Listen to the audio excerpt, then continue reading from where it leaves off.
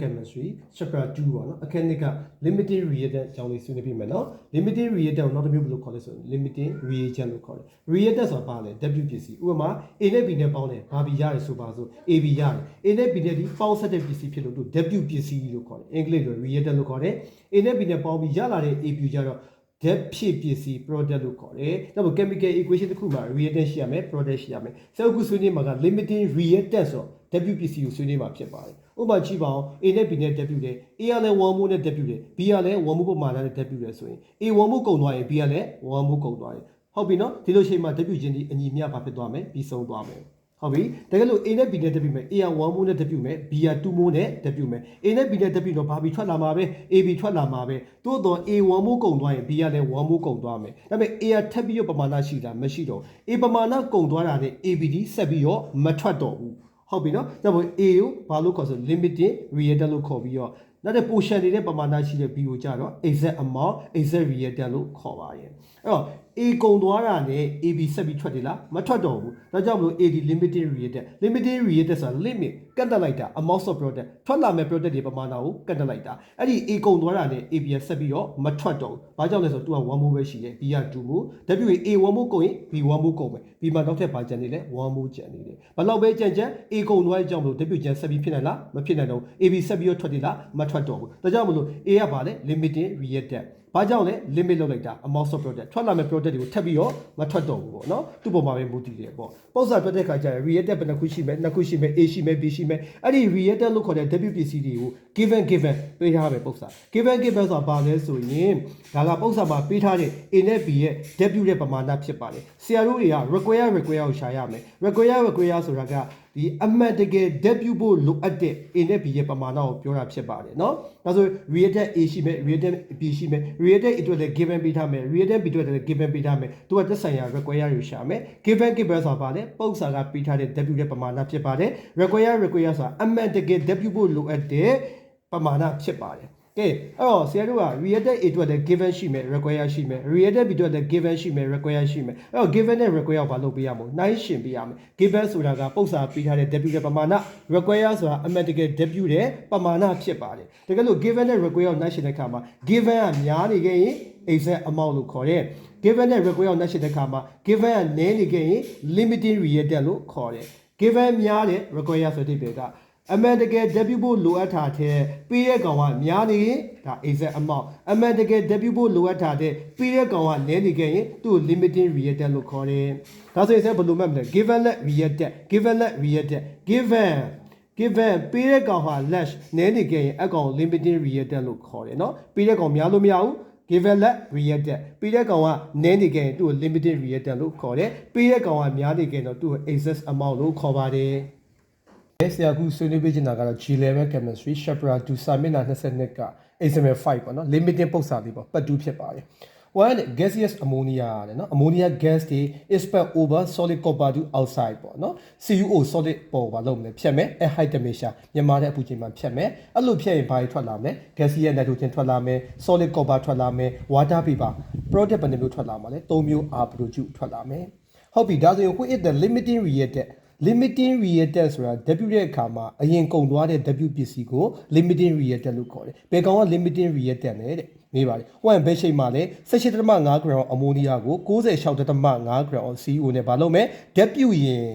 အဲ့ဒီအမိုနီယာနဲ့ CuO မှာဘယ်ကောင်က limiting reactant လဲလို့မေးတယ်။အော် W ရဲ့ကောင်အမိုနီယာနဲ့ CuO ဒီဓာတ်ပြုတဲ့ပစ္စည်းကိုဆက်ပါလို့ခေါ်တယ် reactant လို့ခေါ်တယ်နော်။ Okay တော့ဆက်စားမယ်ဒီ limiting ပုံစံမှာဆက်လို့ဗာပေးထားမယ် given တွေပေးထားမယ်တို့တွေက require ရှာမယ်လို့ပြောခဲ့တယ်เนาะပတ်ဝန်းမှာကဲကြည့်ပါအောင်အမိုနီယာကိုဗာနဲ့ပေးထားအောင် gram နဲ့ပေးထားတယ် CuO ကိုလည်းဗာနဲ့ပေးထားအောင် gram နဲ့ပေးထားတယ်เนาะ given ကိုဗာနဲ့ပေးထားအောင် gram နဲ့ပေးထားတယ်တို့တွေကပုံစံမှာ gram ပေး gram မေးမူလာမက်ကိုအရင်ရှာအဲ့ဒီမှမိုးကိုရပြောချင်တာကတော့အမိုနီယာရဲ့ gram ကိုအမိုနီယာရဲ့မိုးဖြစ်အောင်ပြောင်းတာပါ CuO ရဲ့ gram ကို CuO ရဲ့မိုးဖြစ်အောင်ပြောင်းတာပါအဲ့ဒါဟာအမိုနီယာရဲ့ပု္ပ္ပာ W တဲ့ပေးထားတဲ့မိုးပမာဏဖြစ်ပါတယ်เนาะဒါ CuO ရဲ့ဒါ given မိုးရပါလိမ့်မယ် အဲ့ရမှာဆက်ပြီးတော့ according to the chemical equation ကိုသုံးပြီးမှဆရာတို့ကတကယ်ဓာတ်ပြုဖို့လိုအပ်တဲ့အမိုနီယာရဲ့မိုးကိုရှာရမယ်တကယ်ဓာတ်ပြုဖို့လိုအပ်တဲ့ CuO ရဲ့မိုးကိုမလုပ်ရမလဲရှာရမယ်เนาะဒါလေးသိဖို့လိုတယ်ကဲဒါဆိုပုတ်စာလေးဆရာတို့တွက်ကြည့်အောင်ပုတ်စာလေးတွက်ကြည့်မယ်ဆိုတော့ name တွေဘာ equation ရေးမလဲဆိုတော့ equation ရေးရမယ်ပေါ့เนาะ ammonia gas ဆိုတာ NH3 gas ပေါ့ APAS ဖြတ်မဲဆိုဓာတ်ပြုမဲ over solid copper to outside ဆို CuO solid ပေါ်မှာလုပ်မယ်ဖြတ်ရင်ဘယ်နှမျိုးထွက်မှာလဲ၃မျိုးထွက်မှာအဲ့တော့ gaseous nitrogen ထွက်မယ် solid copper ထွက်မယ်ပြီးရင် water vapor ထွက်မယ်ပြီးရင်ဆရာတို့ဘာလုပ်မလဲ equation ရေးပြီးတော့ equation ကိုညှိရမယ်ဒီထဲမှာပါတာဘာတွေပါလဲဆို copper ပါတာတွေ့ရတယ် nitrogen ပါတယ် hydrogen ပါတယ် oxygen ၄မျိုးပါတယ်เนาะအဲ့တော့ H နဲ့ O နောက်ဆုံးမှညှိပါเนาะ copper နဲ့ nitrogen မှာ metal အရင်ညှိရမယ်ဒါဆို metal copper အရင်စညှိမယ်เนาะ copper ပြီးမှ nitrogen ပြီးမှ hydrogen ပြီးမှ oxygen အစလိုက်ညှိပါမယ် copper လေးကြည့်အောင်ဒီမှာတစ်လုံးရှိတယ်ဒီမှာလည်းတစ်လုံးရှိတယ်ကြိုက်တယ် nitrogen လေးကြည့်အောင် nitrogen နဲ့ဒီမှာတစ်လုံးရှိတယ်ဒီမှာနှလုံးရှိတော့ဒီဘက်ကိုဆရာဘာနဲ့မြှောက်ပေးမလဲ2နဲ့မြှောက်ပေးရမယ်ဒါဆို nitrogen လည်းကြိုက်သွားပြီဘာ nitrogen ညှိမလဲ hydrogen ညှိမယ်2 3လီရှောက်ဒါဆိုဒီမှာ3နဲ့လီရှောက်ကြိုက်သွားပြန်ပြီနောက်ဆုံးဘာ oxygen ကိုကြည့်မလဲ oxygen ကိုညှိပါမယ်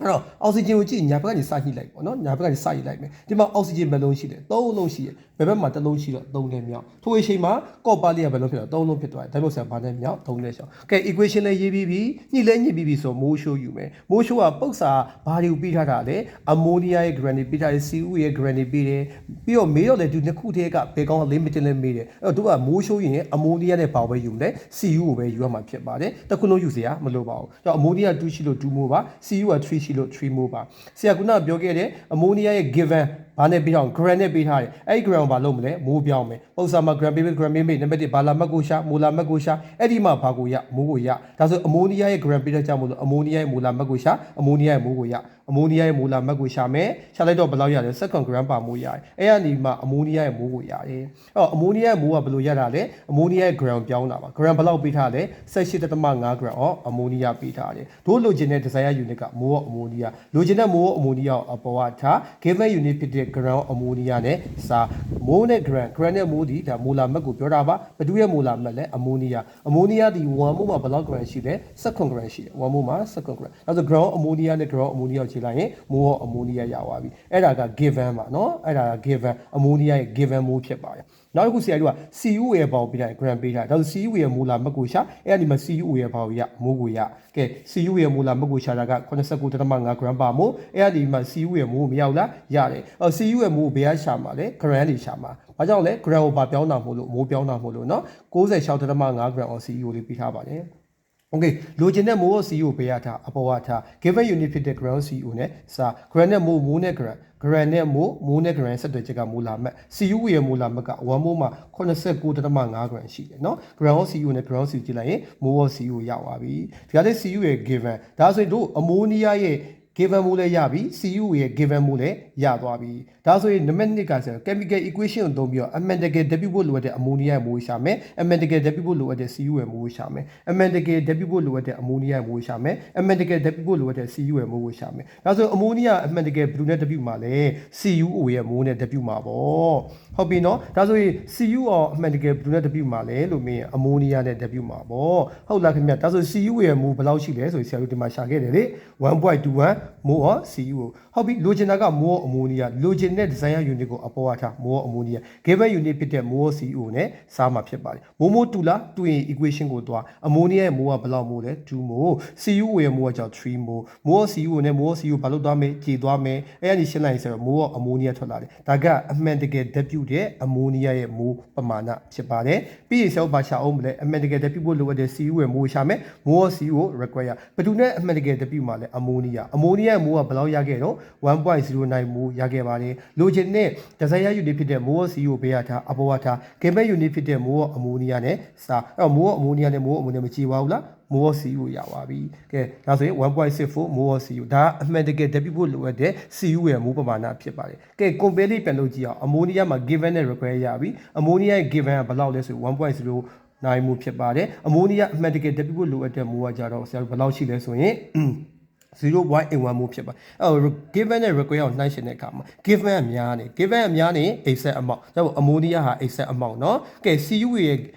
ပု္ပ္ပစာပေးတဲ့ W ရဲ့ပမာဏနဲ့အမှန်တကယ် W ဖို့လိုအပ်တဲ့ပမာဏကိုကြည့်အောင် CU ရဲ့ given ဘယ်လောက်ရခဲ့တော့ CU ရဲ့ given 1.21 mol ဖြစ်ပါတယ်ဟုတ်ပြီတကယ် W ဖို့လိုအပ်တဲ့ဟာကြောင့် 1.64 mol given နဲ့ required နှိုင်းတဲ့အခါမှာ given နည်းနေတယ်ဒါကြောင့်မို့လို့ CU က limiting reactant ဖြစ်ပါတယ်ပြီးတော့ဒီမှာတော့စာလေးရေးလိုက်ပေါ့နော်စာလေးကဘယ်လိုရေးရမလဲဆိုတော့ 0.81 mol of ammonia is required when we have 1.09 mol of ammonia therefore ammonia is an exact amount နောက်က 1.64 mol of CuO is required လိုအပ်ပါတယ် one we have တို့မှရှိမယ် 1.21 mol of CuO therefore CuO is a limiting reactant ဖြစ်ပါတယ်